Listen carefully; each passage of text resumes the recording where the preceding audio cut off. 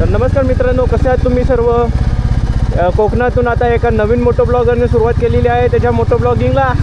तर कोण नवीन असेल तर त्याच्या पेजला जॉईन व्हा, म्हणजेच माझ्या पेजला जॉईन व्हा. माझं नाव आहे स्टुडिओ ब्लॉग. असेच कंटिन्यू व्हिडिओ आता येत जाणार आहेत आपल्या यूट्यूब चॅनलवरती आणि आपल्या इंस्टाग्राम पेजवरती सुद्धा. त्यात काय विषय नाही, पण सिरेपल्लीचा रोड निवडलेला आहे, आता बंद आहे. ते वाटतं 9-10च्या दरम्यान सुरुवात होते, आपल्याला पण नाही एवढं माहिती.